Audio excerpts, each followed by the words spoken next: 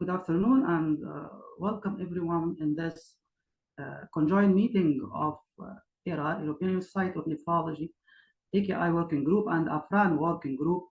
And we are honored and pleasured today to have as AFRAN AKI Working Group board members of ERA AKI Working Groups as guests in this webinar. We have great speakers and moderators from both two working groups in two societies, and we'll speak. I will have three successive lectures, and I would like to welcome first our great speakers, Professor Marlies Osterman, which is from United Kingdom, who is the ERA AKI Working Group Chair, and Professor Nerkul Salpi from United Kingdom, ERA AKI Board Member. And welcome our moderators, great moderators, Professor Giovanna Jamero. She is nephrology attending Unidil du South Sainte Maria and invited assistant professors in Faculty of Medicine, University of Lisbon, and ERAKI board member and Gloncan ambassador in Portugal. And my dear friend, Professor Palawa Ziri, who is AFRAN AKI working group member. He is one of the board members. He is a consultant nephrologist and the chief executive officer and medical director in Ibrahim Badamasi Baghdadi Specialist Hospital in Nigeria. And he is a member of AFRAN AKI Working Group and was selected recently as a member of ISM Clinical Research Committee. I will leave the floor to Professor Giovanna to introduce members of ERA AKI board in their lectures. And the discussion will follow after each lecture by one. So please, Professor Giovanna, welcome and start this meeting. Thank you for this introduction. Welcome everyone to this joint webinar. We are excited for the following lectures. We are covering a range of crucial topics on AKI care. And we'll start with Dr. Marlies Osterman. She's a consultant in clinical care and nephrology at Guy's St. Thomas in London and an honorary senior lecturer at King's College in London. She's one of the directors of research at the Intensive Care Society, deputy chair of the AKI Working Group of the European Society of Intensive Care Medicine, and chair of the European Renal Association AKI Working Group. And she will now present the topic on utilization of risk scores and early detection of AKI. Thank you very much for the kind introduction. And thank you very much to our colleagues and friends in Africa for this great collaboration between specialists in Europe and specialists in Africa, because we all try to address the same problem, which is acute kidney injury, which has been recognized as a condition with very serious short and long-term complications. So I have some disclosures which will not affect what I'm going to say. The main talk will focus on the role of risk scores. But before I talk about risk scores, I'd just like to remind the audience that acute kidney injury is obviously a syndrome. It's not a single disease. It's the term which we use to describe so many different conditions, all characterized by kidney failure or reduced kidney function. And as shown here, across the hospital, across the wards where we work, there are so many different causes. Some are more common than others. And we have to keep this in mind. What we've also learned is that acute kidney injury is a condition that affects people in the short term. It may cause organ failure of other organs. It increases mortality, the risk of mortality, and it leaves people with a scar. So people who've had acute kidney injury remain at very high risk of health problems and in particular cardiovascular problems, kidney problems, and an increased risk of dying. So it is truly a serious condition, and it is a problem worldwide. Now, the causes of acute kidney injury differ between countries and between people, but ultimately it's a common problem. And it's also recognized that more severe acute kidney injury has a higher risk of complications and a higher risk of dying, and recurrent acute kidney injury has a worse prognosis. And all of this therefore calls for attempts and strategies, first of all, to prevent it if we can, but if we can't prevent it completely, then to prevent progression and induce recovery. And we have to recognize that wherever we work, the conditions are different, and acute kidney injury is never the same. Different people with acute kidney injury have different causes, different risk factors, and different trajectories. And it depends obviously on the patients and their characteristics, but it also depends on where they are being cared for, what other morbidities have developed, and how we look after them and treat them. And as I've already alluded to, the cause of acute kidney injury can be very variable. And what we hope, if acute kidney injury occurs, then we obviously want to minimize the seriousness and severity, and we hope for a quick recovery, but it doesn't always happen. And the question is whether there is anything we can do to prevent progression when acute kidney injury occurs, or whether there's anything we can actually do to prevent acute kidney injury in the first instance. There's obviously a blind spot. That's the period where acute kidney injury slowly develops before we notice this. But ultimately, we hope that we can, with our interventions, that we can prevent the progression to severe kidney failure or potentially non-recovery.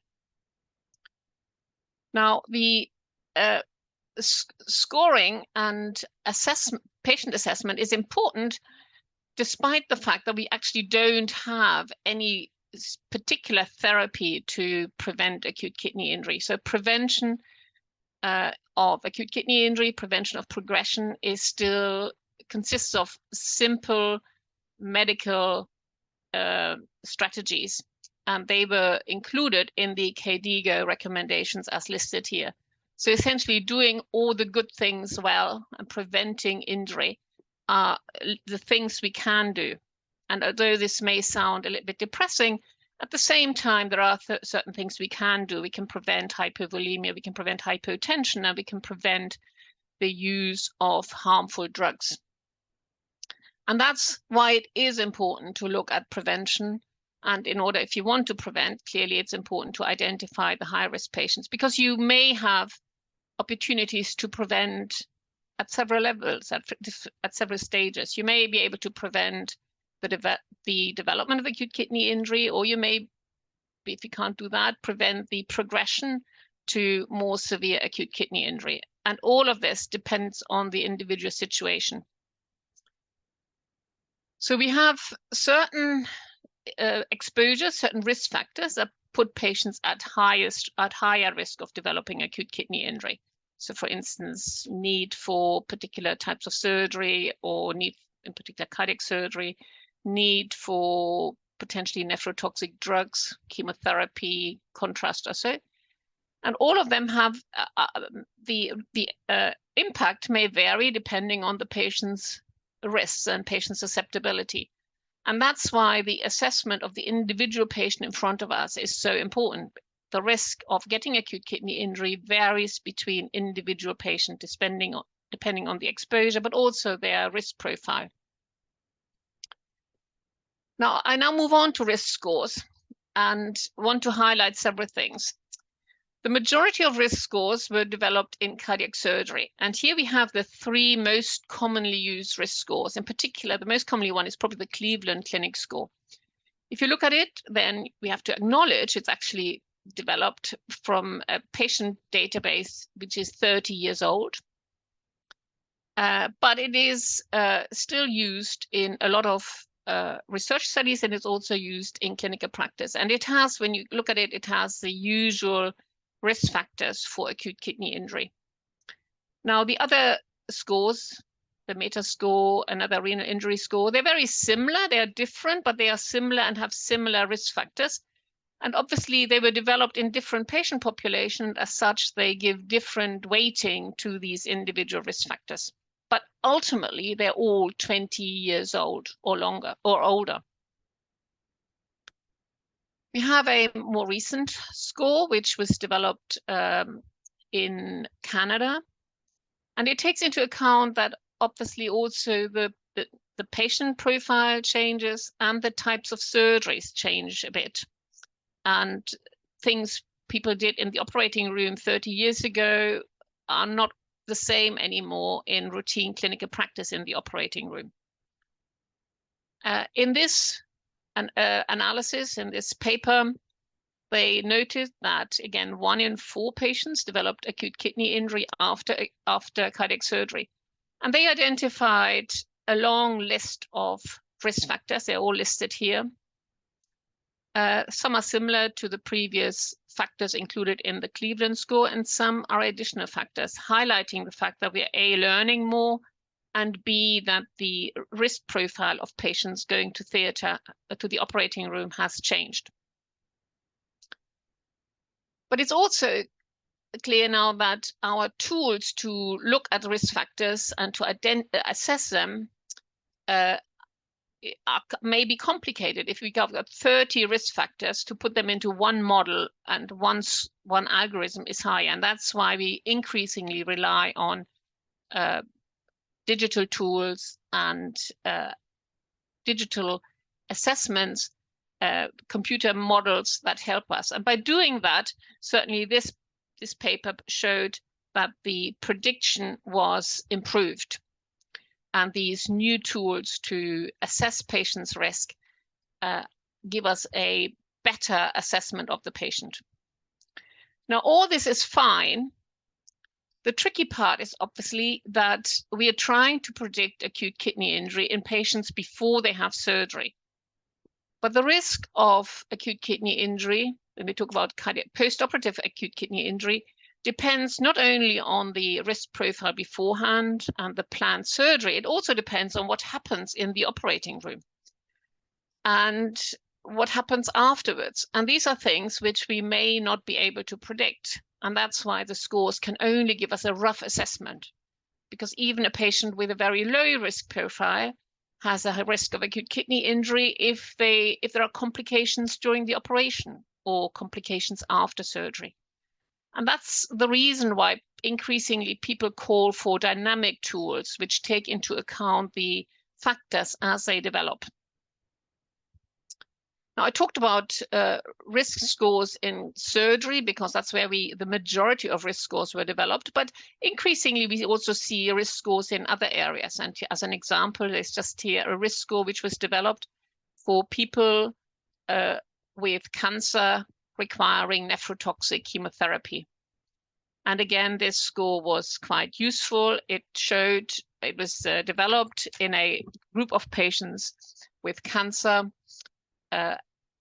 needing cisplatin, and was then validated in a similar group of patients and showed a very good profile. So the higher the more risk factors patients had, the higher the risk of acute kidney injury after cisplatin.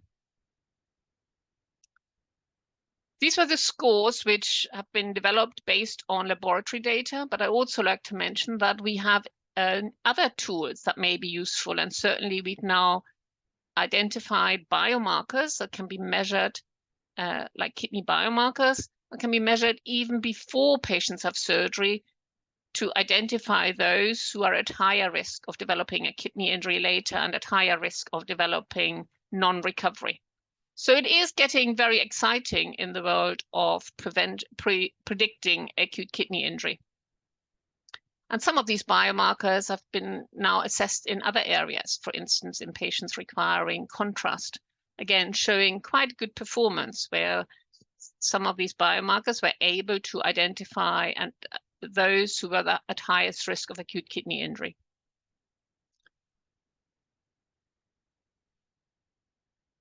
these biomarkers in future will be combined with some of the scores which have already been developed and described in the literature. But I'd like to go back to the beginning and just emphasize that patients are different, and patients' risk of acute kidney injury depends on the things as they develop when patients are in hospital.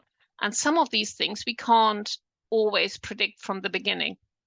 And that's why increasingly people are developing digital tools that give us a continuous prediction. So as new things develop, as we have laboratory data available on a daily basis, these new tools, as described here, can inform clinicians at the bedside about high-risk patients and about the changing risk, the fact that patients may be developing an increased risk.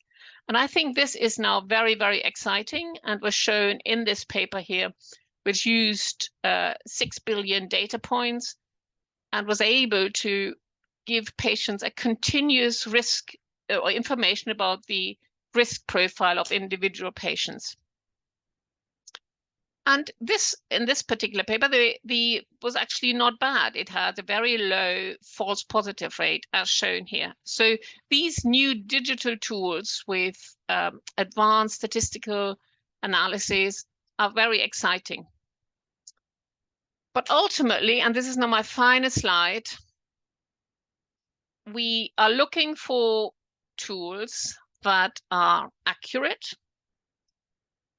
And we are ultimately really looking for tools that identify people in whom we can do something, where we want to be able to intervene. It's little point in identifying high-risk patients if there's nothing you can do about it. And we want tools that tell us more than our gut feeling. And so these tools and these prediction tools have to be combined, in my view, with attempts to prevent acute kidney injury and prevent progression. And that's what we're currently working on, finding ideally dynamic tools that give us the continuous risk profile so that we can then use what we've got available to intervene and potentially change fluid management or change hemodynamics so that patients' risk of acute kidney injury is either prevented or mitigated as they are being cared for in our individual settings. Thank you for your attention. Thank you so much. Thank you so much, Professor Marlis, for this interesting, highly elegant lecture. Please, Joanna. Thank you for this lecture. I'm not sure if the participants can ask questions with the chat, but if they do, I'd be happy to try to ask a few of them as well, so we can have a more active discussion. I do have some questions for myself, so I'd like to ask you, what do you think, as you've said, we have a multitude of risk scores and that we should apply to different patients in different settings. What do you think is the main limitation for really implementing this in clinical practice? And do we have like a risk score which would be validated for like patient admission, or what is your thought on this? I think the limitations are, there are several limitations. One is the majority of the risk scores were developed in people where you have where the event was planned, so planning major surgery, planning cisplatin. But most of us deal with patients where we can't plan it. They come to the hospital and they're in the emergency department.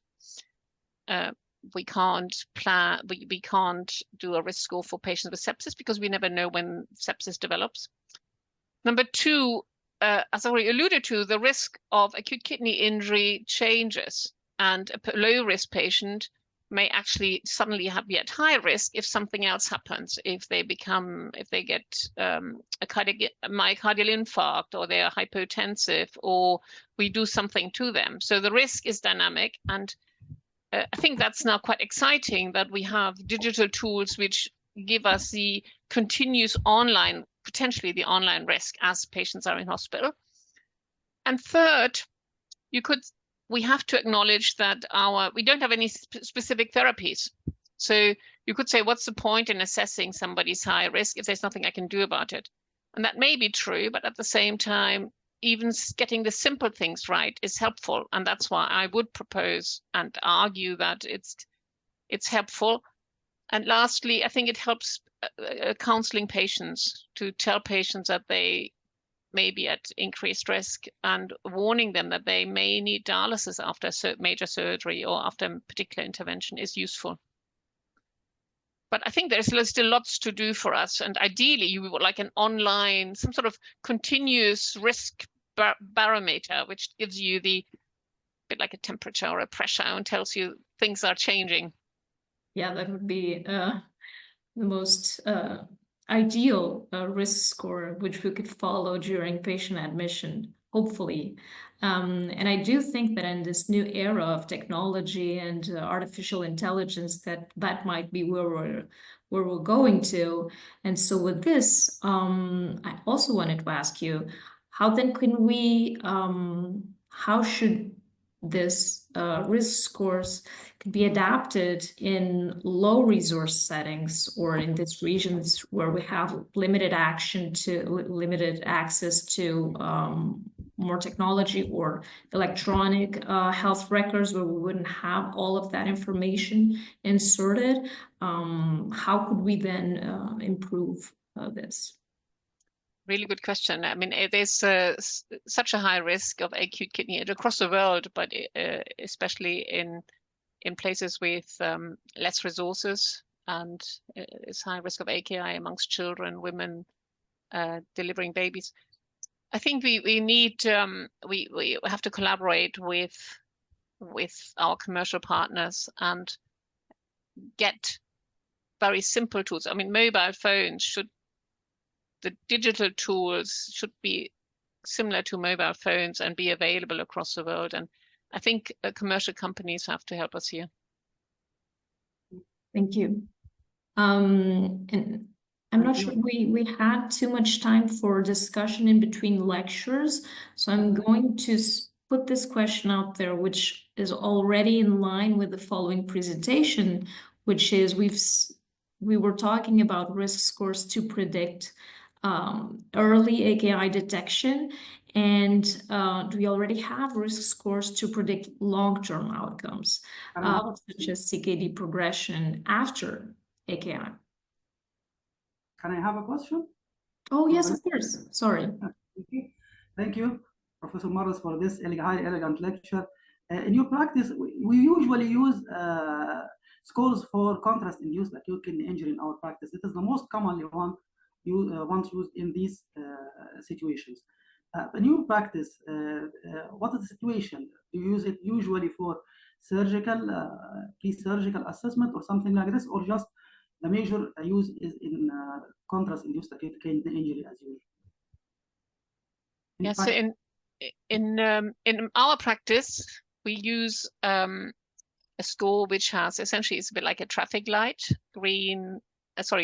yellow, orange, green, and we assess patients' risk of acute kidney injury. It depends on baseline kidney function, and we use it to guide clinicians when to recheck the kidney function, whether to stop certain drugs beforehand, and to guide to tell us how to follow up the patient. But it's a very simple, very, very simple scoring system, 3 stages. But it is simple, and as a result, most people follow it. And it's mainly there to get simple things right, to stop the ACE inhibitor beforehand or the metformin beforehand if necessary in high-risk patients, and to recheck a creatinine in the high-risk group, but not to check a creatinine in everybody. That's how we practice. Very, very simple. A biker bundle. It's like a little, yeah, it is, yeah. Thank you so much. We can move, I think, Joanna, the next, Professor Nicholas.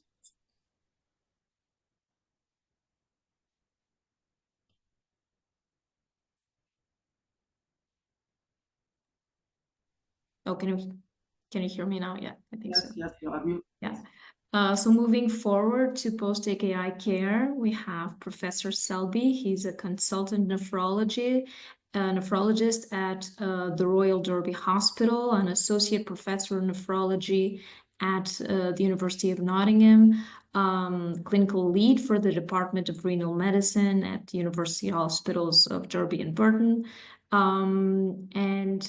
He actually led the development for one of the first electronic alert systems for AKI in the UK.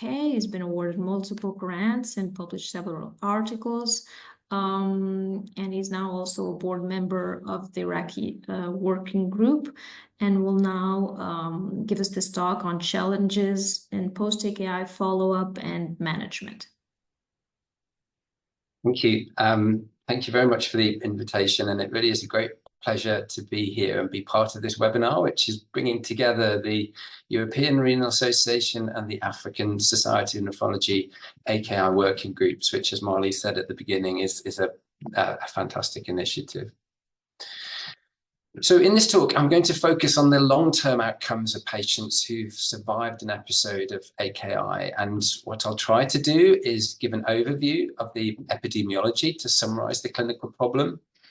The main part of this talk is going to focus on some of the questions that we need to answer when planning post-discharge AKI follow-up care. And then I'll try and illustrate some of this with practical examples of some of the work that we've been doing locally to address these challenges. And then I'll finish with just some very brief mention of some of the current research that's happening in this area. I very much appreciate that I'm going to be talking from my perspective as a nephrologist who's been trained and practiced in the UK. But I think the main principles of what we're going to discuss are widely generalizable and can be readily adapted for different contexts. So as a start, I think it's important to recognize that over time, there's been a well-documented increase in the incidence of AKI, as shown in the graph on the left-hand side of the slide. And in parallel, there's also been an improvement in mortality associated with AKI. So together, it's clear that more people are surviving an episode of AKI and therefore becoming at risk of long-term adverse health consequences. The evidence base that examines long-term outcomes after AKI is now also pretty extensive, and importantly, it contains now well-conducted prospective studies that have addressed many of the potential biases in older retrospective data. One example of this is the ARID study, which we led in the UK, and we'll be coming back to this study a couple of times during the talk. But this was a prospective parallel group cohort study. The sample size was 866 participants, half of whom had AKI and half of whom were hospitalized but did not have AKI. And those two groups were very well matched for everything apart from the fact that one group had acute kidney injury. And we then followed those patients out until 5 years. And the headlines from the study were that the rates of kidney disease progression after 5 years were significantly elevated in the AKI group, as you would expect, as were the risk of mortality and heart failure. That's also been described in other well-conducted prospective studies, such as the ASSESS-AKI study, which was based in the US, and is actually very similar in terms of design and the main results to the data in the ARID study. And although the evidence base is smaller when looking at African cohorts, there are still signals here that those same patterns are apparent. And here's just two examples of studies looking at long-term outcomes of AKI. So on the left, this is a study in South African intensive care patients, tend to be quite a young population who are admitted to ICU primarily because of trauma and sepsis. The rates of AKI were very high, and even at short follow-up time point, 90 days, over 12% of these patients had developed chronic kidney disease by that time point. And on the right, in children with severe malaria, so no pre-existing kidney disease or comorbidity likely in the majority of cases, in the malaria group, patients who had AKI were strongly, again, associated with CKD at 1 year.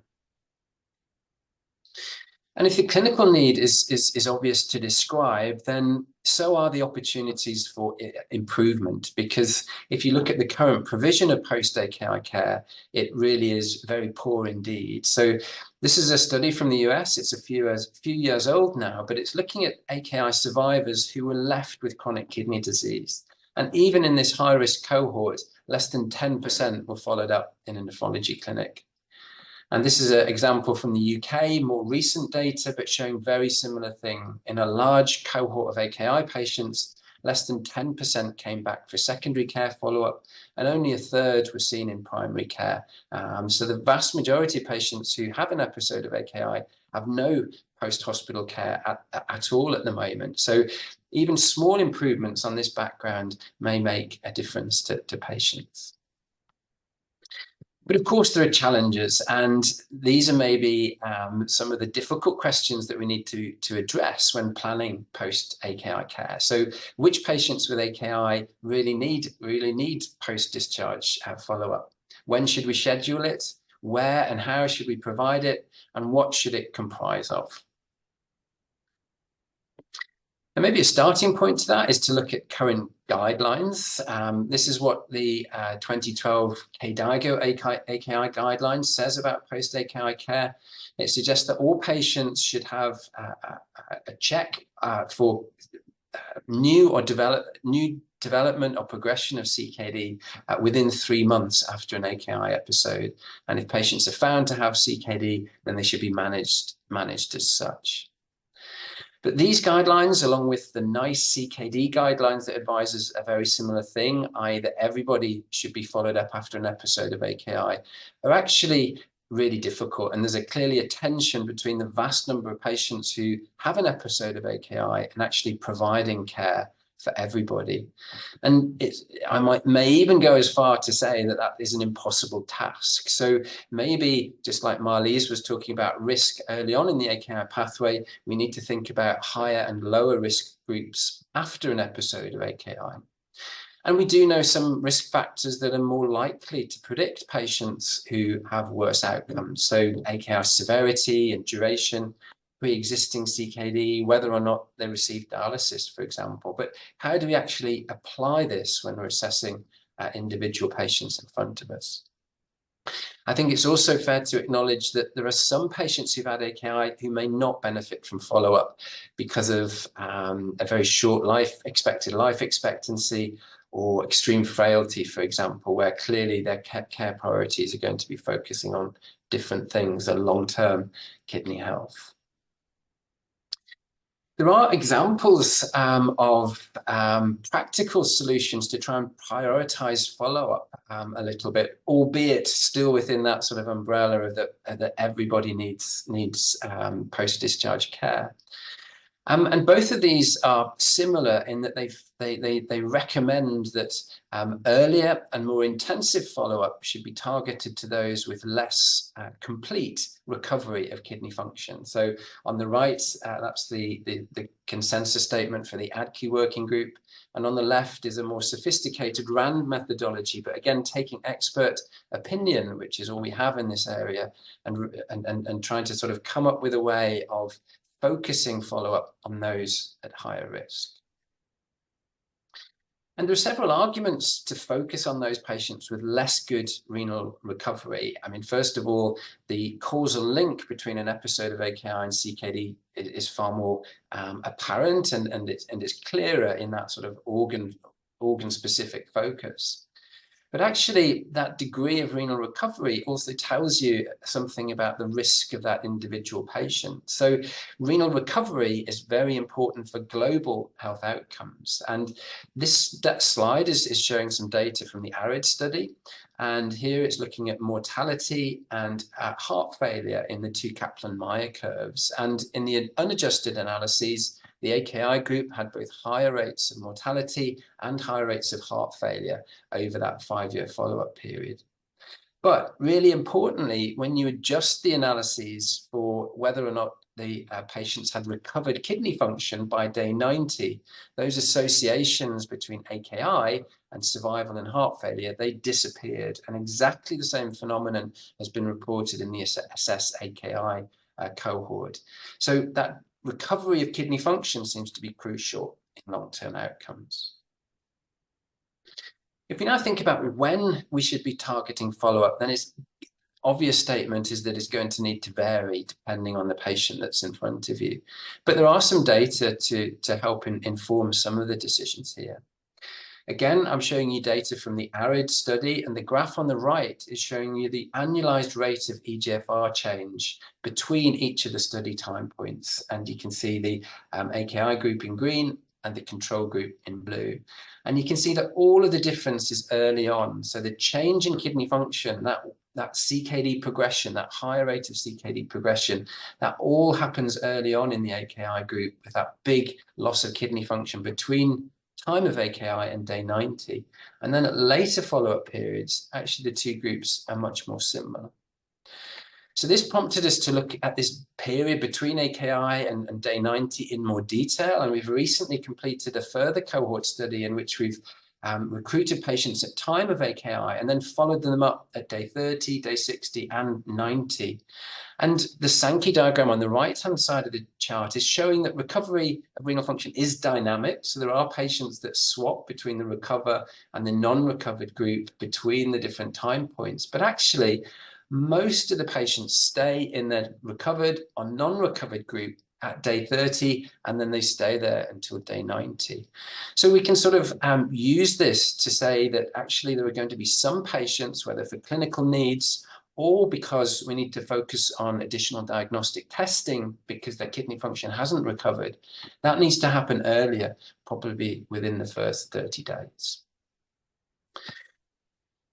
And then the question comes to, well, what is important? What should we be offering to patients who've had an episode of AKI? And we're asking them to come back to clinic.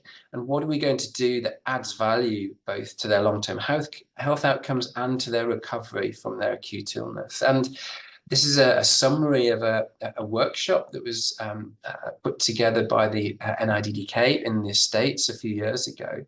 And a lot of this is sort of the simple things you'd expect, sort of assessing volume status, medication review, those types of things, which are all really important, and we'll get to them in a moment. But I think the other thing that's really important just to sort of bring out are these patient-centered outcomes. And actually, if we're going to add value and make follow-up important to patients, we also need to be thinking about their symptoms and what they're bothered about and how we can help them recover as they best see it.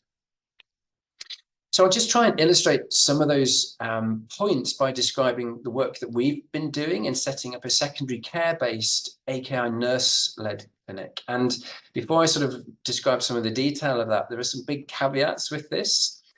Firstly, this is not a complete a single solution. So there's many ways to do this. So I'm describing these ideas so they can be adapted and used differently, not because it's one discrete solution. And secondly, we're only focusing on a proportion of the caseload, and there are many patients elsewhere who need different follow-up arrangements. But this is our sort of approach. We start by planning post-discharge follow-up before the patient is left hospital. That's some of the usual AKI workup, but it's also thinking about whether or not they're suitable to come back to our AKI nurse-led clinic, and we have inclusion criteria for that, and what time point they need to come back, whether that needs to be early or late. If they are eligible, then between discharge and coming back to the clinic, they get an invitation pack that contains some education and some information about what's going to happen at the clinic. And they also get blood and urine request forms, so they can come to clinic with some up-to-date results done just beforehand. And then we have 2 follow-up time points. We have an early follow-up time point for some people, particularly those with non-recovery of kidney function, where there might be ongoing diagnostic questions. For example, do we need to perform a kidney biopsy in somebody who's got a significant drop in kidney function and has not recovered? But for all of the patients who come back to the clinic, the day 90 time point is where we try and focus on longer term health outcomes based on some of the data that I showed you to sort of justify that time point.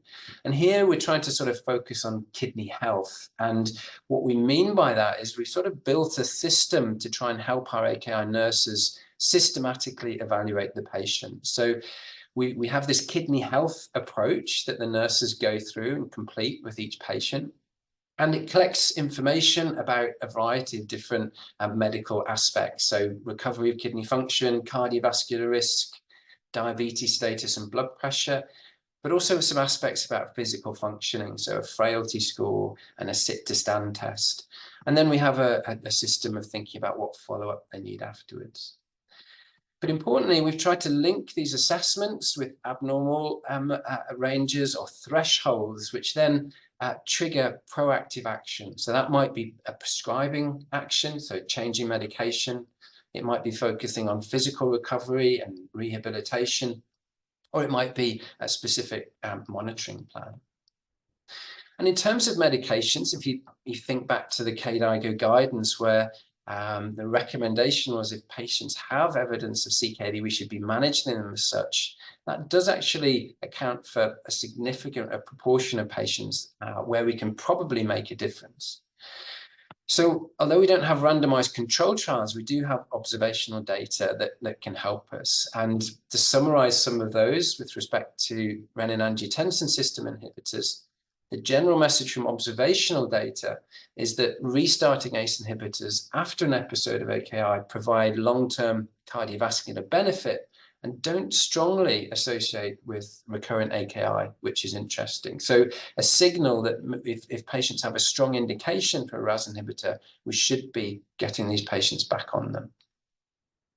Maybe even more exciting, however, is the data about SGLT2 inhibitors, because from the large SGLT2 inhibitor outcome trials, there was a fairly strong signal that in contrast to other diabetic medicines, SGLT2 inhibitors reduce the risk of AKI. So if a patient has an indication for an SGLT2 inhibitor after an episode of AKI based on diabetes or their CKD status, I think there's a good justification that we should be really being proactive in prescribing these agents at the moment. So does our approach work? Well, this is just a sort of an audit of care, really. But I think what it shows you is that when patients come back to our nurse-led clinic and have a kidney health assessment, then it does lead to recommendations to change their healthcare recommendations, as shown on the left bar chart. And in particular, then in relation to prescribing, you can see that there's a significant proportion of patients in whom these medications are indicated and are prescribed proactively by coming back to the clinic. And that has also been described in other settings. So this is a study from Thailand, so a very different healthcare setting from the UK. And again, they demonstrated that a multidisciplinary approach to post-AKI care could result in reasonable follow-up rates, and were able to improve processes of care, particularly around medicines and medicines reconciliation.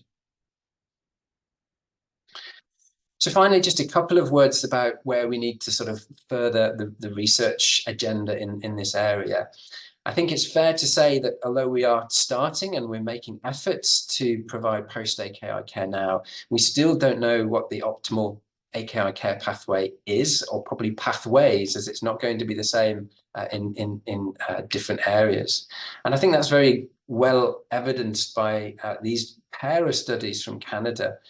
The left-hand study is an observational study suggesting that nephrology follow-up was associated with improved patient outcomes. But on the right was the follow-on fusion trial, where patients were, they attempted to randomize patients to secondary care follow-up versus standard of care. And crucially, that patient had to be stopped early because patients didn't want to travel back to hospital. They didn't want to see more doctors. The travel time was too long. So we're actually halfway through this study, which is trying to sort of take a patient-centric approach to defining what post-AKI care pathways should look like. It has different aspects. So we're looking at national patterns to look at why variations in care may exist and what they may be. But then we're focusing on qualitative analysis involving patients and healthcare workers to look at what's happening now and where the potential barriers and enablers might be. And we hope then to iteratively refine ideal care pathways at the end of that we can then go on and test. And already it's generating really interesting data. So here are just some sort of snapshots from the qualitative data, but the symptoms that patients are worried about maybe don't match our preconceptions as doctors. Anxiety and stress after a serious illness and leaving hospital is really common. Reduction in physical functioning. And then here's some quotes from patients that show very clearly that understanding what's happened to them, understanding what AKI is, these are major problems and maybe barriers to actually accessing and continuing with post-discharge follow-up. There are some trials going on to sort of study different approaches. These are 3 examples. They're all based in North America. They're all different designs of secondary care follow-up, really. So it'll be interesting to see how they sort of come out. And then finally, just one other sort of really, really important research area to flag is that there may be a real problem with using creatinine and EGFR based on creatinine to assess renal recovery. And that's because after a serious hospital admission, many patients lose muscle mass, and clearly that change in muscle mass is an important non-GFR determinant of serum creatinine levels. So when we've compared EGFR creatinine with EGFR derived from cystatin C in the ARID cohort, you can see that there's almost a doubling in the proportion of patients who are classified as having CKD when you use cystatin. So that's strongly suggesting that creatinine might be underestimating the proportion of patients with incomplete renal recovery, but that needs to be tested. And a further intriguing question that comes from this is actually the difference between EGFR creatinine and EGFR cystatin might tell you something about the holistic outcomes for that patient. So it could be a bedside, or really, well, not bedside, but simple biological test to estimate muscle mass in that patient. And just like in many other populations, we've shown that the difference between EGFR, cystatin, and creatinine is strongly associated with survival.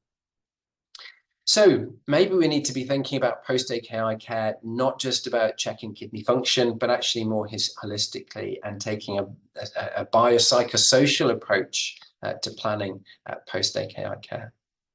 So I'll conclude there. I think what I've tried to convince you of is that long-term outcomes after an episode of AKI are really, really important. And there's real opportunity to make a difference because current care is so patchy. So even small improvements may make a significant difference to a large number of our patients. So thank you very much for your attention, and very, very happy to take any questions.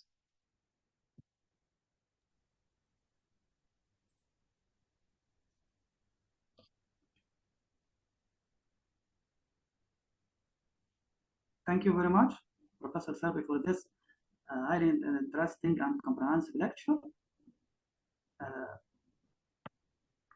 Professor Joanna? So thank you. This was a delight to hear your thoughts on post-AKI care. So concerning your clinical practice, you've shared your kidney health assessment. And you said that some patients you follow a bit early than others. And I had this question is, do you use any risk scores to predict CKD risk after AKI, and you differentiate patients based on that, or just based on whether they recover renal function or not at discharge? Thank you, Jo. I mean, I think there are two well-validated risk scores, one for predicting hospital readmission and mortality, and then a second one for predicting progression to CKD stage 4, and they've both been well validated. I guess, as with many risk scores, there is that jump that they may perform pretty well in a research study, but actually implementing them in clinical practice is difficult because they're cumbersome, time-consuming to use. So we actually don't do that. We have a much simpler approach, which our nurses can sort of then be in charge of. And I think with nephrology supervision and a nephrology clinic, a nephrologist-led clinic running alongside, we focus the early follow-up on those patients who've got significant non-recovery at time of discharge, and they're really the ones that we bring back early. Thank you.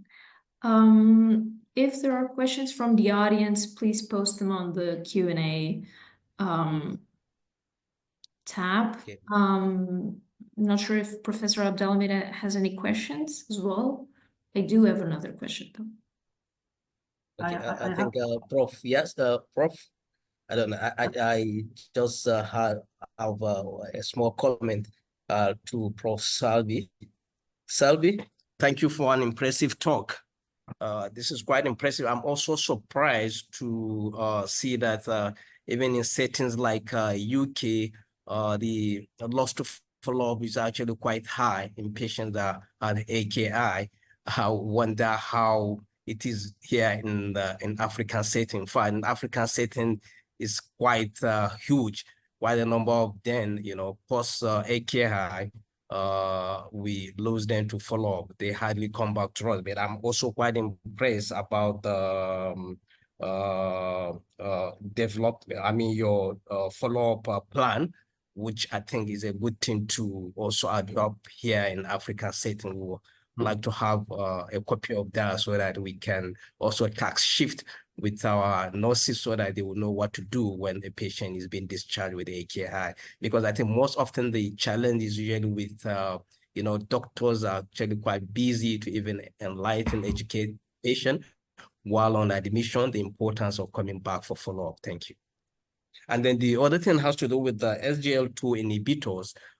When do you really reintroduce it? Is it do we need to wait until the creatinine gets to a certain level? Do you have a cutoff point for reintroduction of the SGL2 inhibitors? And I'm also quite impressed, because I keep getting questions from general practitioners about when to reintroduce RAS inhibitors, which you said you've clarified in one of the studies that that could effectively be introduced just immediately after AKI.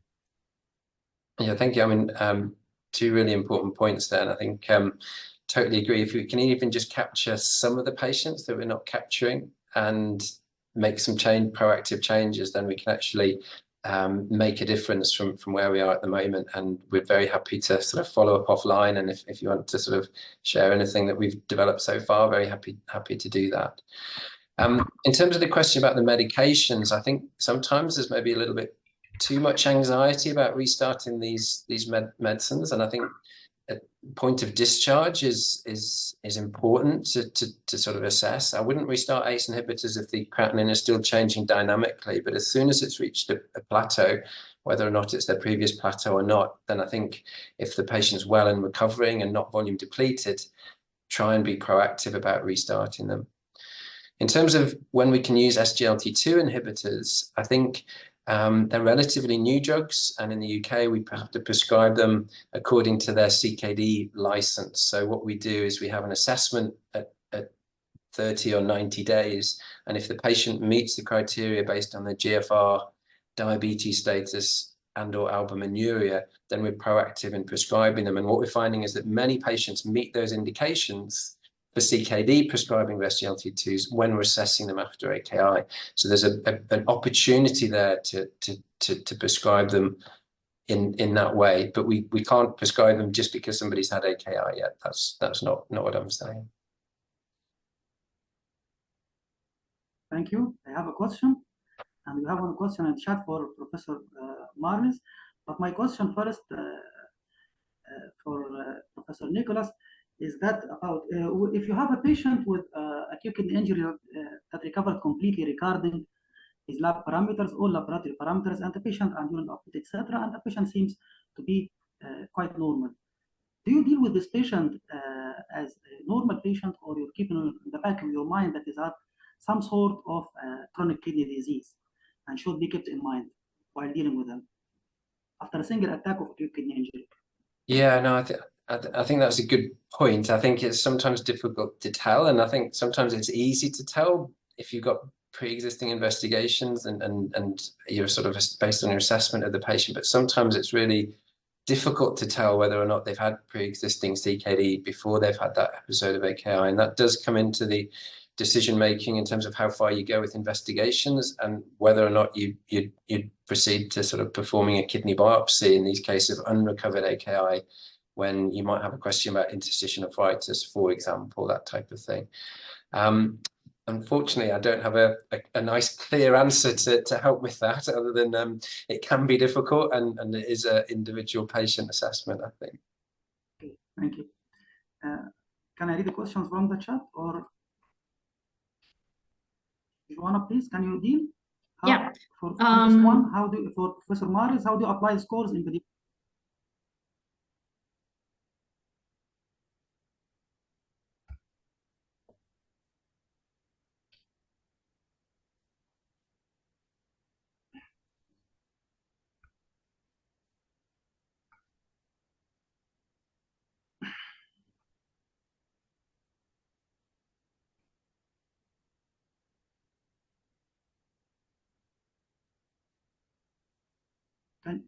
Can you mute yourself, please? Yeah, so we do have this question from the Q&A, which is basically on what are your experience on children who survived AKI in high-income countries? Do they have a lot of percentage of developing CKD? Do you have any experience in that in your clinical practice, or just adults? Personally, I'm an adult nephrologist, so I don't have sort of direct experience with that, but I do think the patterns are different, although some of the trends are the same. So I think probably the recovery rates are higher than in adults, where there's less comorbidity and sort of pre-existing diabetes, maybe pre-existing CKD. So I do think the recovery rates are higher. But if you look at some of the literature, you do see evidence of long-term, maybe not reduction in kidney function as clearly as in adults, but with signals such as proteinuria, development of hypertension. And there's some interesting imaging studies as well that shows residual long-term injury after an episode of AKI in pediatrics. So I think the numbers are different, and that might call for a different strategy in terms of which patients you particularly focus on. But I think some of those principles are applicable between both children and adults. Clearly, that's all taken with me being not a pediatric nephrologist, and they may have a different view on that. Thank you. So I think we should move on. I think we have someone raising up his or her hand. Maybe she has a comment or question. Okay, please. Yeah, who is this? Well, thank you. Okay. I'm Fola Shadi. I'm joining this webinar from Nigeria. I'm a pediatric nephrologist. Thank you very much for the very lucid presentation. Well, my comment is these risk factors, how do we apply them to pediatric patients? Because you know that you presented, there's been no mention of pediatric patients, and I know that in pediatric patients, the commonest cause of AKI will probably be septicemia, gastroenteritis, and all that. And also, what is the boundary between somebody who has an AKI and is developing AKD, so that we'll know where to start our follow-up from, particularly with the different models that you have developed for following up post-AKI. Thank you very much. I guess the first question might be one that Marlies wants to take, but if I answer the second one quickly, I mean, I think the crossover between AKI and AKD arbitrarily is set at 7 days. So if you have an episode of AKI that lasts 7 days or longer, then that is classified as AKD. And then if they've still got persistent kidney dysfunction at day 90, then they're classified as having CKD. And that's arbitrary definitions, but I think it sort of captures the principle that if somebody's not recovering, they're the people that should actually, you should pay extra attention to and follow up a bit earlier and make sure that you've fully completed the diagnostic workup on that group. But with regards to risks, you clearly address a very important point. I think what I said about adults and the fact that the risk depends on the exposure and the patient's susceptibility also applies to children. And the risk factors for AKI are very similar. So it's pre-existing chronic kidney disease, it's nephrotoxic drugs. The principles are the same, and also the gaps in knowledge are the same. I think any sick child, from talking to pediatricians, any sick child is at high risk of acute kidney injury, and the risk goes up if they have additional exposures like nephrotoxic drugs. And these are the only things where you can intervene, or well, these are the things where you have the opportunity to intervene, reducing nephrotoxic drugs as been shown by the NINJA project, or focusing on timely, effective resuscitation. But there is no score there's no score in adults or in children that works for everybody. And the scores also have performed differently in different settings. So a score that works well in your institution may not work in mine, where the spectrum of acute kidney injury is just very different.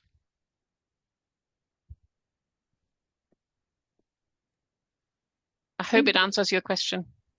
Yeah, I think so. We did have another question, but I think we do have to move on to our last next. Okay. Sure. Okay, so yeah, go ahead. I will introduce the last speaker. Professor Yasser Abdelhamid is a professor of medicine at the Cairo University in Egypt. Currently is the head of AKI team in his institute. He was accredited by the European Society of Intensive Care Medicine as a critical care nephrology instructor in his training courses. He is the author of guidelines of dialysis and acute kidney injury and guidelines of plasma exchange. Professor Yasser is also currently the chair of AFRAN AKI working group. Professor Yasser, you are welcome on board. Thank you. Thank you, my dear friend, Professor Bala, for this kind introduction, and thank you for all speakers, Professor Maris and Professor Nicholas, for their great lectures. My talk, I will focus on Africa, on our problems in Africa and the current talks, our challenges, and how to overcome these challenges. Of course, my talk agenda will be state of nephrology workforce in Africa, acute kidney injury in Africa. What about the states of acute kidney injury in Africa? How to find a solution for some of these challenges, and what we are doing regarding these challenges and this solution in the current time. This will be the main stem or the main backbone for my lecture today. This review was published in our Journal of African Journal of Nephrology, official journal of AFRAN, about the roadmap of kidney care in Africa. And I will take most of the data from this review, and I can supply you with it. This is the map of Africa, and you can see nominal GDP per capita in US dollars, and you can see most of African countries are between 200 and 2000 GDP per year. This is from International Society of Nephrology Global Kidney Atlas about the workforce regarding physician, medical doctors, and nurses. And this is the state in USA. You can see numbers regarding physicians, medical doctors, and nurses. Regarding West Europe, physician number is nearly similar, but all medical doctors are nearly doubled and much higher number of nurses. Regarding East Asia, nearly similar for physicians and doctors, and nearly higher, slightly higher for nurses. What about the status of Africa? This is Africa. You can see that our workforce is much lower than most areas of the world, far away. This physicians 0.16 in comparison to 12 point something, medical doctors 1.5 compared to 24, and nurses 9 compared to 60s, 40s, or even 100s. So we have shortage of workforce that we suffer. This is distribution number of physicians and nephrology trainees in Africa in comparison to global numbers. And you can see per million people, Africa, we have 0.6 nephrologists in comparison to global 9 point or nearly 10. And this is the number of nephrology trainees, 0.36 comparison to 1.4 per million people. The highest number is in North Africa, and this may came from my country, Egypt, as well, with a higher number of nephrologists, and the lowest number is from East Asia, both in nephrology and nephrology teams.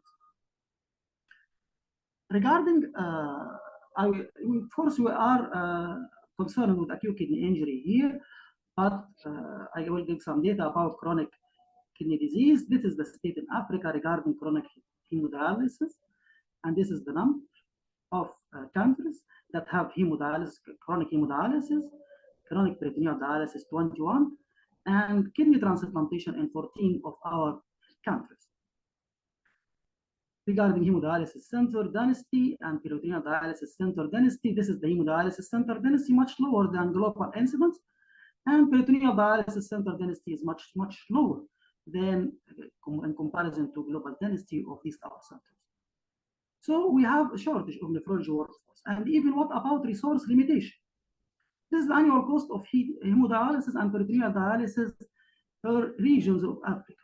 And they are nearly similar in Northern Africa and in South Africa, as you can see, but much higher cost for hemodialysis in Central Africa and in Eastern Africa. And this may be the lack of this facility in many of rural areas of these centers. But also in Western Africa, you have higher cost for PD in comparison to hemodialysis cost. So our challenges, many challenges are in regard shortage of essential resources, including financial resources, and shortage of nephrology workforce regarding all items of this workforce, and poor accessibility, of course, to medical care. You can imagine in some rural areas that we cannot have easily accessibility to specialized centers or easily accessibility to specialized care, especially in the deficiency of essential resources. These are the main, I think these are the main three challenges that we face in Africa. This is for CKD suggested roadmap.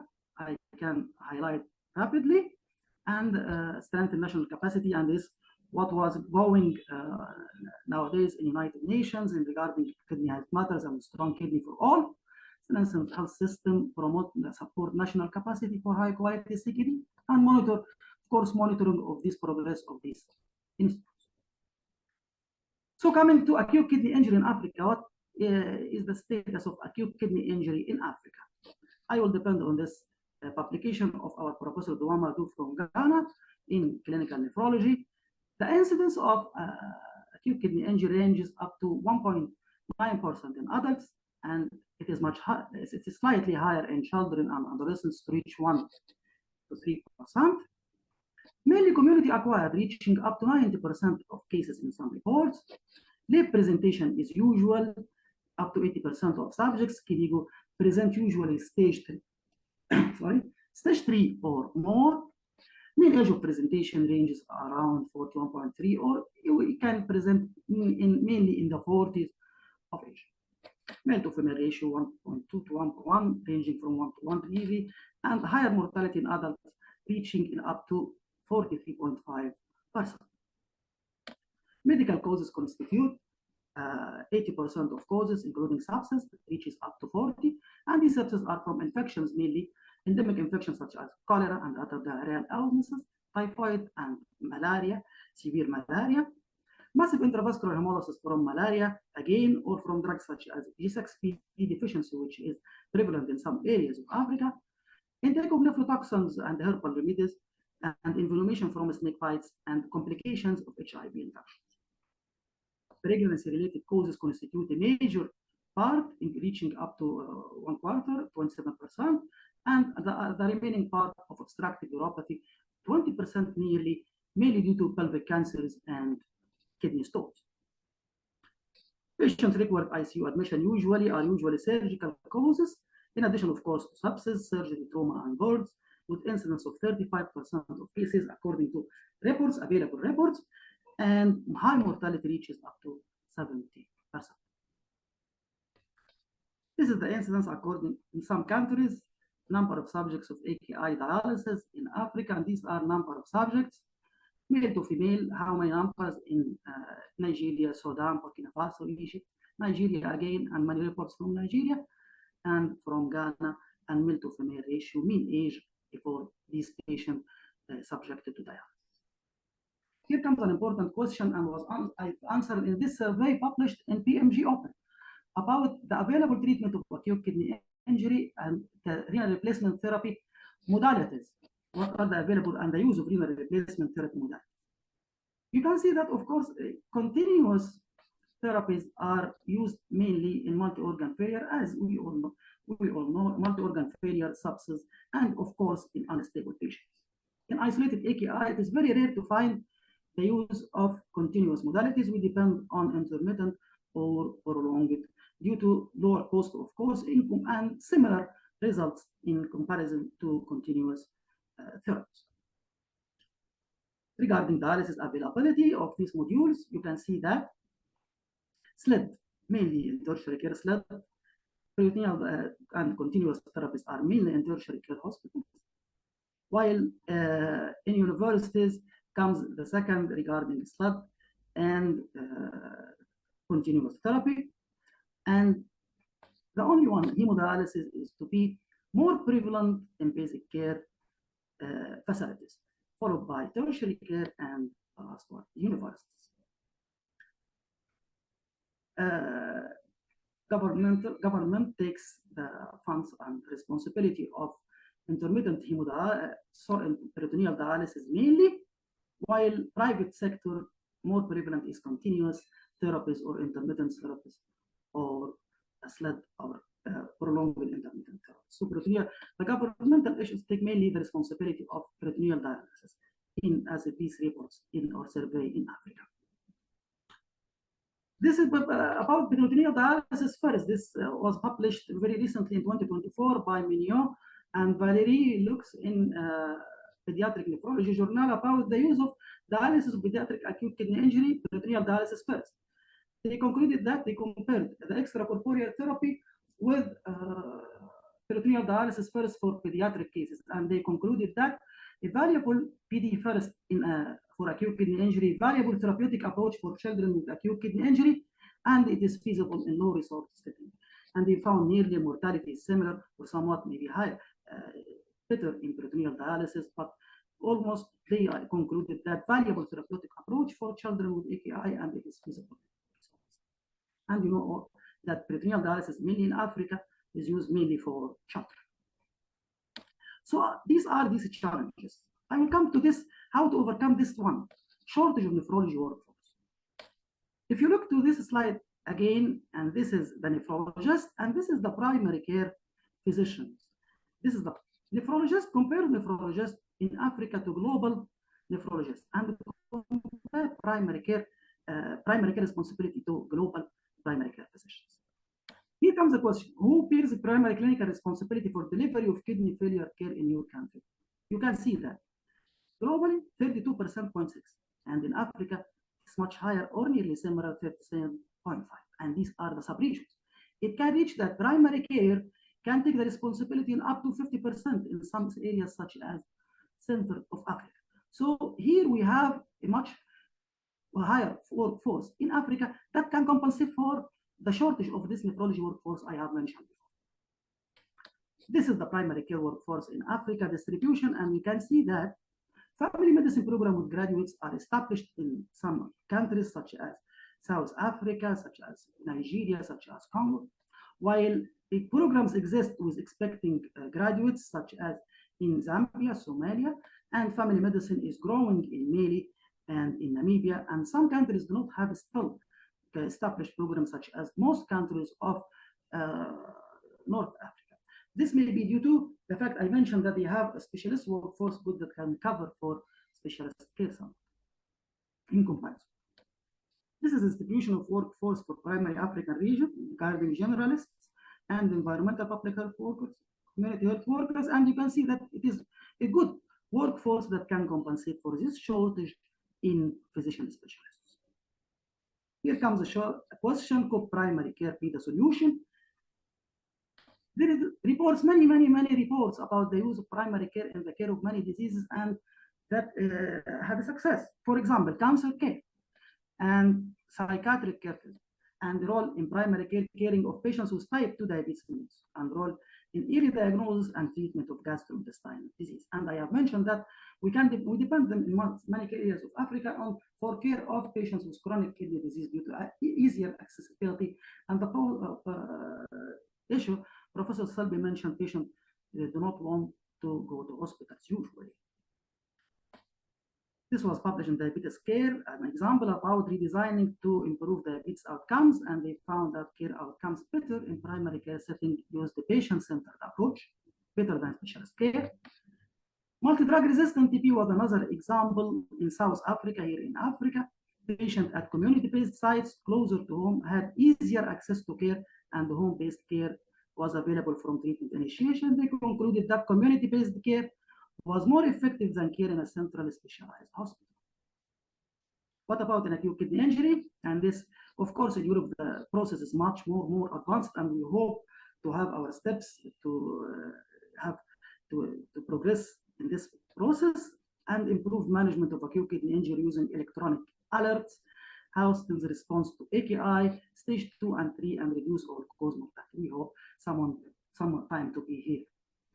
This published in CKG Journal of ERA, impact of introducing electronic alert. They concluded that electronic alert was associated with higher rates of creatinine monitoring, of course, but also higher rates of pre-hospitalization, I think, due to earlier discovery of cases that need hospitalization. I will not go through this. These are one of the trials designed to compare community care and access to primary care after AKI that Professor Selby mentioned, many of them, and this is one of the trial design of one of these currently working trials. About education of primary care, can it differs, adapting and implementing training guidelines and treatment cards to improve primary-based care hypertension, non-communicable disease management in Sierra Leone. They observed improvement of knowledge and care process regarding diagnosis and treatment, and more also improve the average diastolic blood pressure of hypertensive patients. So primary care can make a difference, education can make a difference. Here comes what we are doing now. In June 2024, we initiated this program, AFRAN primary care orientation for orientation, increasing knowledge of primary healthcare workers about acute kidney injury. We started by a series of webinars. This was the first webinar on 6th of June, and it was a pleasure to have our dear and great Professor Sarara Nika from South Africa as a speaker. Professor Sarara spoke about AKI and primary care and gave a general idea for primary care physicians who attended this meeting about AKI.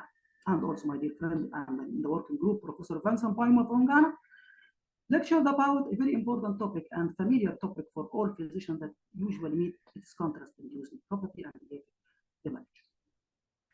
You can find this webinar recording in AFRAN website and in our page in AFRAN AKI Primary Care Orientation Program in AFRAN Working Group sub-pages in AFRAN working site.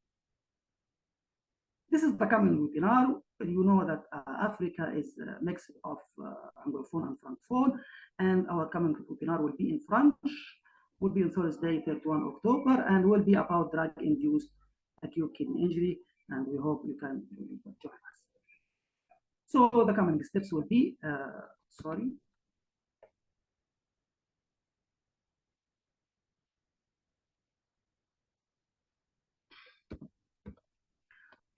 So the coming steps will be to establish workshops for and case interactive workshops, and to go on integration of primary care in the process of care of acute kidney injury, similar to what was done in other chronic diseases and was. So in conclusion, many challenges are still facing care of kidney disease in Africa. In addition to resource limitations, workforce shortage is another important limitation. Primary healthcare system can help in AKI care being an additional available workforce, and wish us success in our coming steps in including primary care in the care of this. And thank you very much. This is my institute, and this is my faculty of medicine, and thank you so much. Okay. Thank you, Prof. Yasser, for this wonderful presentation. I think that the floor is open for comments and questions.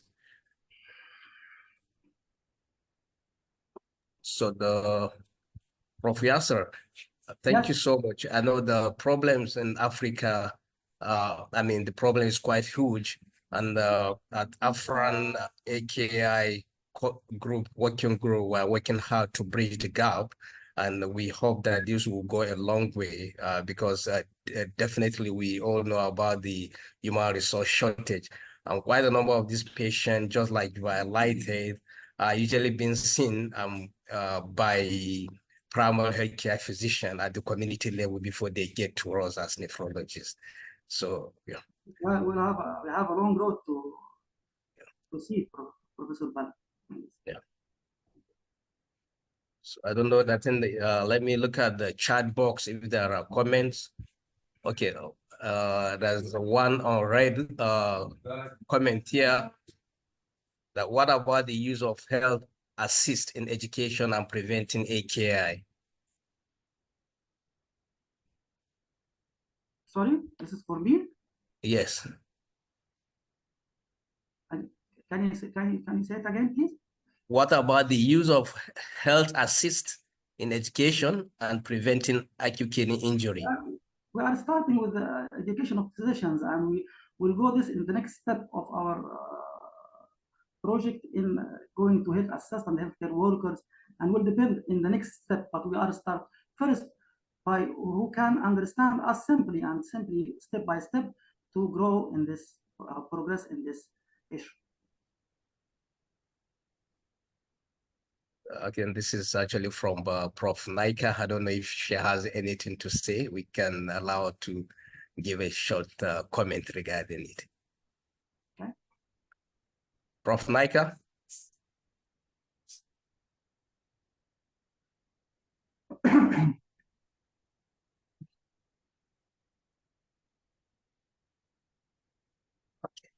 Well, there's another one read, I think, comment here by Sylvester Okafor. Thank you. I think this is actually maybe probably to the previous speakers, though we've already dealt with the comments regarding the previous speaker. I mean, I think we could also read it out. Thank you so much for the lecture. Are there any histological evidence of total recovery or reversal of kidney function from AKI in previous studies? Prof. Malis? That's a really good question. Yeah, that's a very good question. So what we do know is that people who've had acute kidney injury are at increased risk of chronic kidney disease 24, 36 months later, so 2 or 3 years later. We don't do biopsies routinely in AKI survivors, but in a few, so from animal models, we know that acute kidney injury leaves a scar and damages tubules. And in the few patients who do get a biopsy, also we know there are signs of scarring. I think the data is limited, but it's emerging, and tubules, once they've been damaged, don't always get fully repaired. So scarring does occur clearly. But we need better tools, and maybe Nick is the right person here, because although we don't do biopsies, the imaging tools have really advanced, in particular MRI. And again, Nick is the expert here, where MRI can, some studies showed MRI gives us as much information as biopsies, but that's Nick's domain. Yeah, Prof. Nick.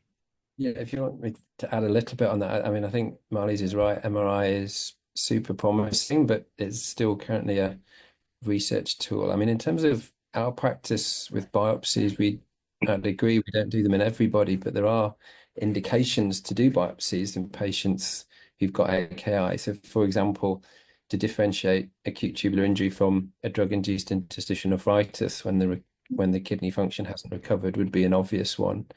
And then I think if you look at the biopsy series in patients who've had AKI, actually the ability of a nephrologist to predict what's going to be on the biopsy is not 100%. In fact, it's quite low. So what that tells us is that sometimes when we do biopsies in a case where we're uncertain about the cause of the AKI, we are surprised sometimes at what we find on the biopsy, and it does actually provide information that changes our care. So I would actually say that thinking about which patients need a biopsy, and then if we are going to do that, make sure we do it soon, because if you leave these conditions to 3 months, it's going to be too late. So I think biopsies are sometimes indicated, and there are reasons for doing it. Oh, thank you so much. I think Prof. Naika, she's back here. I think I saw her hands up. Prof. Naika? Yes, sorry, I was muted earlier and didn't realize it. I just want to thank all the speakers. It's just been a fabulous webinar. One of the questions I wanted the speakers to address, perhaps our Africa Working Group Chair with the primary care initiatives. You know, we talk about CKD and the value of using community health workers in management of CKD risk factors and prevention of CKD. What about using a similar model for AKI? I know we often see people very late with advanced CKD stage 3. Is there something we can do within the Africa group and the global group to try and address people with infections, especially severe infections like malaria, etc., in Africa, gastroenteritis, to try and give simple health advice? And I know some countries are very good in having a large workforce of health assistants, and then having sort of appropriate referral pathways. Thank you. Thank you, Professor, for this question. This is what we hope to have implementation of all of the healthcare or primary healthcare in the process of AKI. The process, I think, is familiar in CKD. CKD, as you said, all these items are somewhat working. And in Africa, even in Africa, due to manufacturers' accessibility and awareness of CKD. But in AKI, I think we need to establish this similar to AKI, especially in the process of early detection and post-AKI care, as Professor said. I hope that we can establish this point, and similar way to in AKI, similar to chronic kidney disease, and we hope to go in steps following Europe and other countries in this way to establish this disease specific, not kidney disease specific, AKI care in primary healthcare system. Okay, I think a follow-up to that, Prof. I just wanted to confirm if there's any country in Africa that has adopted the excellent tool by the UK group, that's the EAKI alert. I know there's also another very good tool to use in detecting and also managing progression, early detection. Yes, of course, we have many limitations, including financial resources, early detection, and follow-up and progress. And we hope we hope to overcome this limitation one by one. Let me go step by step. This is what I hope to do. No more questions? And any comments, Professor Marlis, Joanna, Professor Nicholas? Professor Joanna, to close this interesting meeting? Thank you. This was such an enlightening talk, and it gives us a perspective on other countries and other continents, basically. And I do hope that this initiative of joining both our working groups will provide also with tools that we can use to improve AKI care in these patients. I mean, we've discussed not only the significance of early detection, but also what would be the optimal AKI management and how we can overcome this lack of patient referral, but also the lack of workforce, and how can primary care really help us in that setting. I thank all of our speakers, and I do hope we can continue this collaboration, and I look forward to a future webinar with you. Thank you very much. Yeah, I would like to echo what Joanna said. And it's amazing what you achieve with far less resources. Congratulations. There's quite a lot to learn. Thank you. I think Professor Nicholas is away. So Professor Bala, thank you for joining us. And I would like to thank all of ERAKI board members, Professor Maris Arstuman, Professor Joanna Jamiro, and Professor Nicholas for this very interesting session and these very interesting lectures, and hope to continue this collaboration in the coming future. Thank you so much for interesting, and thank you for this very interesting webinar. And excuse me to close. Thank you and goodbye.